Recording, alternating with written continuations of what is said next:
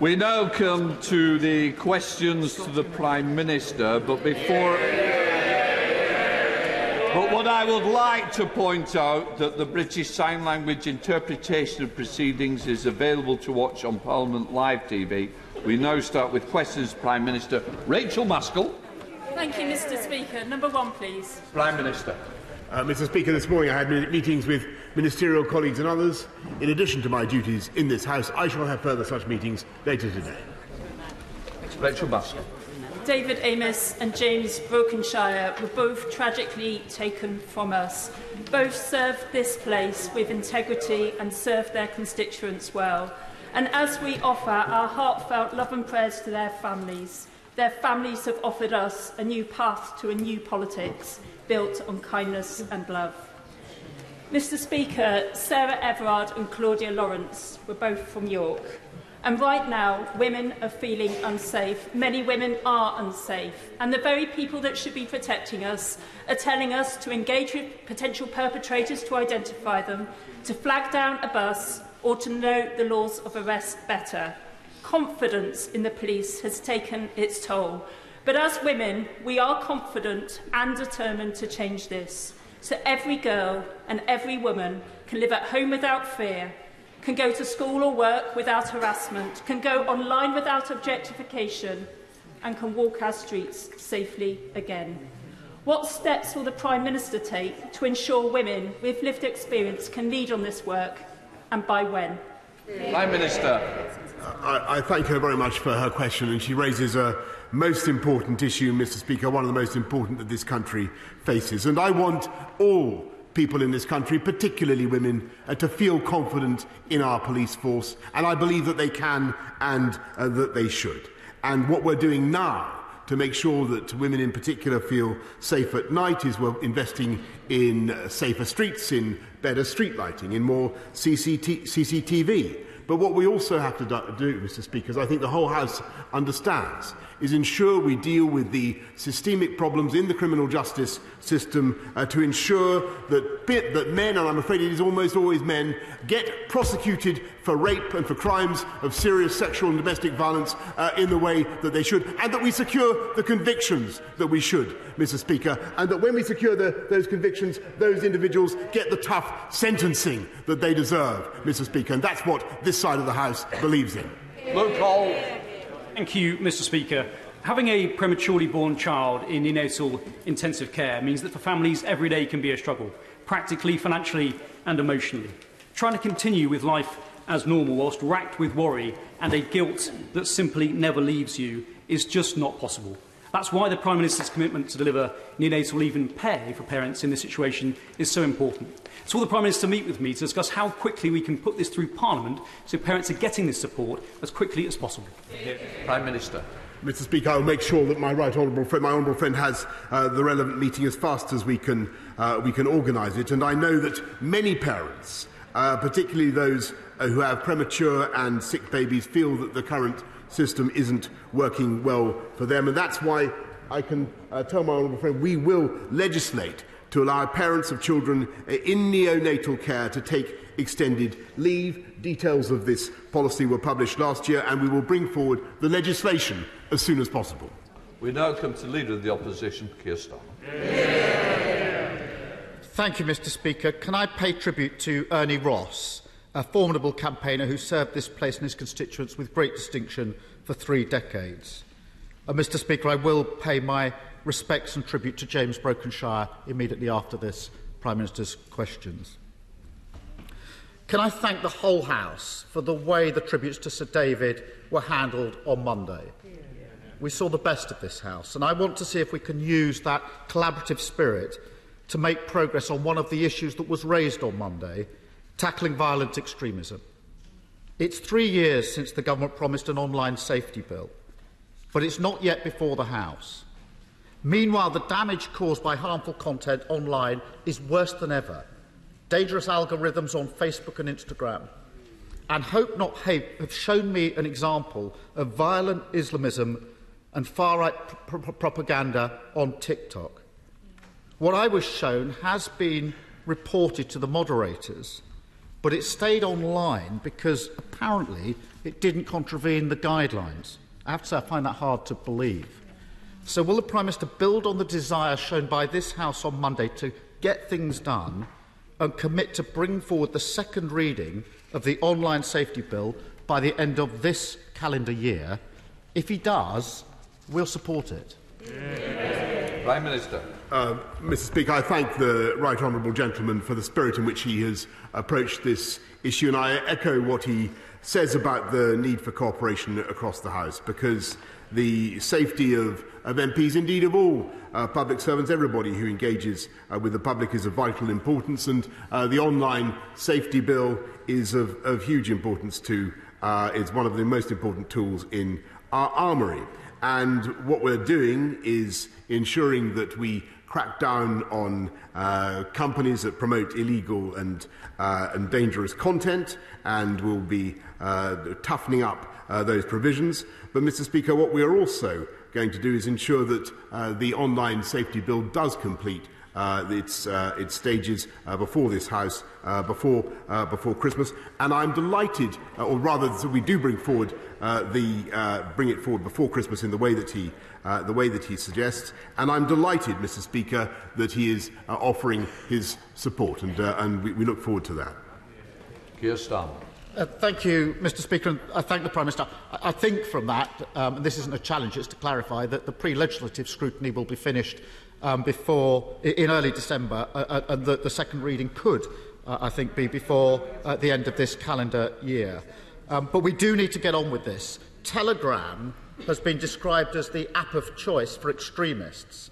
And, Mr. Speaker, if you can believe it, if the House can believe it, as we were paying tribute to Sir David on Monday, Telegram users could access videos of murders and violent threats against politicians, the LGBT community, women and Jews, as we were paying our respects. Some of these posts are illegal, all of them are harmful, and Hope Not Hate and the Board of Deputies have said that Telegram has, in their words, facilitated and nurtured a subculture that cheerleads for terrorists. Tough sanctions are clearly needed. Yet, under the government's current proposals, directors of platforms failing to crack down on extremism would still not face criminal sanctions. Why is that? Prime Minister. Mr. Speaker, it is this government that brought forward an online harms bill, Mr. Speaker, and he's heard what I've said. He's heard what I've said about the second reading before Christmas.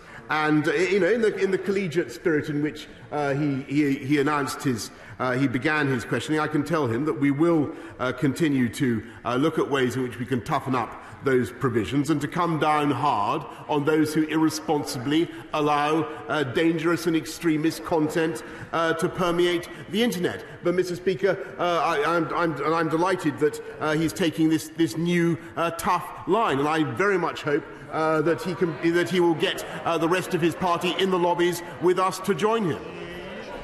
Keir Starmer. Mr. Speaker, I did start in a collegiate spirit, and I'll continue in a collegiate spirit because I listened hard to what was being said on the opposite benches on Monday about the concerns about this issue. And we do need to recognise the measures in the bill, but we do need tough and effective sanctions, and that means criminal sanctions. And that does matter, Mr. Speaker. It is frankly beyond belief that, as the Mirror reported yesterday, 40 hours of hateful content from Anjem Chowdhury could be easily accessed online. The Prime Minister and the Government could stop this by making it clear that directors of companies are criminally liable for failing to tackle this type of material on their sites.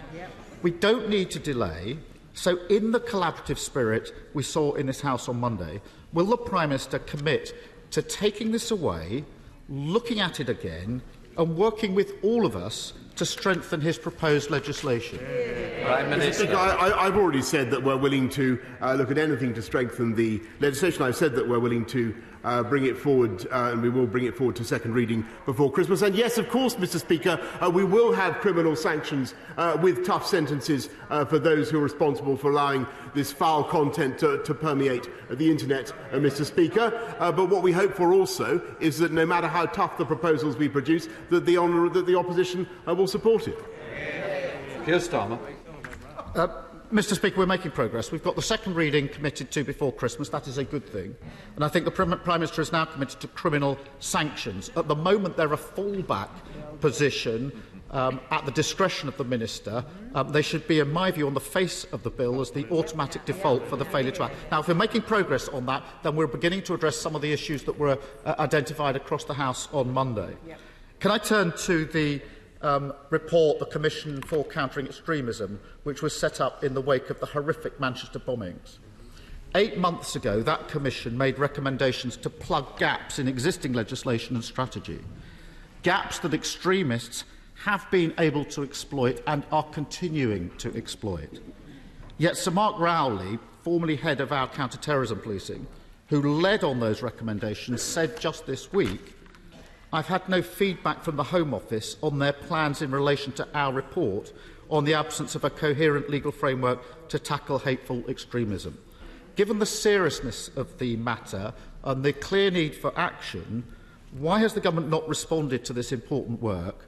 And will the Prime Minister now commit to act swiftly on the Commission's recommendations?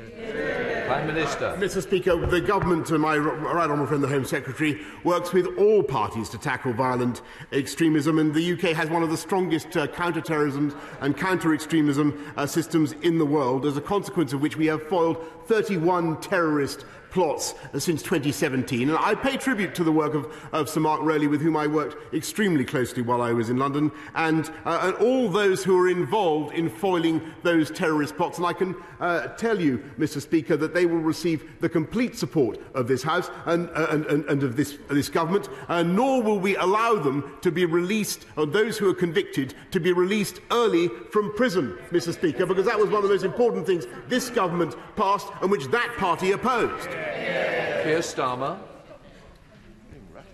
Really? After the week we've just had, I really don't want to descend to that kind of knockabout. Mr Speaker, either we take this seriously, and I'm taking my lead from those on the opposite benches on Monday and what they were saying about the need to tackle this. Either we take it seriously and go forward together, or we do a disservice to those that we pay tributes to. There are clearly problems with the Government's counter-extremism strategy. Internet users are increasingly likely to come across extremist content online. The Government's own independent reviewer has said that there is no evidence that the Government's key de-radicalisation programme is effective. That's the Government's independent reviewer saying that. And we've seen a spate of lone attack killings with the perpetrator invariably radicalised online. We all want to stop this across this House, but at the moment things are getting worse, not better. So what urgent plans does the Prime Minister have to fix these glaring problems? Prime Minister. Well, Mr Speaker, I'm all in favour of collegiate and cooperative approach, and then in which case I think it would be a fine thing if the opposition would withdraw their opposition to our measures to stop the early release of serious extremist and violent offenders. That's all I'm trying to say.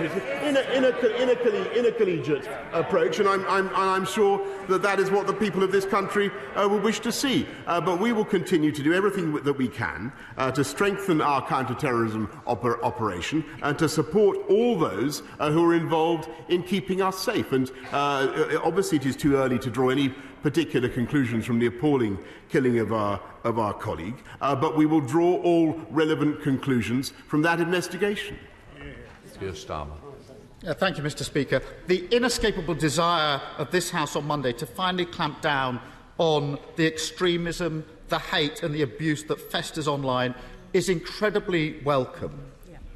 But closing down anonymous accounts would not have prevented the murder of Joe Cox, nor of PC Keith Palmer, and although we don't know the full circumstances surrounding his death, nor would it have saved Sir David. If we're to get serious about stopping violent attacks, we need to stop online spaces being safe spaces for terrorists. We need to ensure that unaccountable, arrogant social media companies take responsibility for their platforms. We need to end the delays, get on with the legislation and clean out the cesspit once and for all. Mr. Speaker, I've prosecuted terrorists and I've prosecuted extremists. I've worked with Sir Mark and others. Dozens of Labour MPs have worked hard on tackling social media companies on these issues. I started collegiately and I'll continue collegiately. We know what it takes. We can help. So will the Prime Minister now capture the spirit that we've seen this week and agree to work with us on a cross-party basis so that we can tackle violent extremism and its enablers together? Prime Minister. Mr. Speaker, I'm delighted to join the right honourable gentleman in committing to tackling online harms together, to tackling violent extremism together, and that is what the government is doing, and that's why we brought forward the online harms bill. That's why we're investing record sums in tackling counter-terrorism. But, Mr. Speaker, I must say that what I think the whole country and the whole House would certainly want to see, in addition, if I can say this to the right honourable gentleman in a collegiate spirit, in addition, is a commitment by the Labour Party in future to support measures and not to allow the early release of those terrorists and those who are convicted of those offences from prison. And if we could hear that from the Labour Party, I think it would be a fine thing.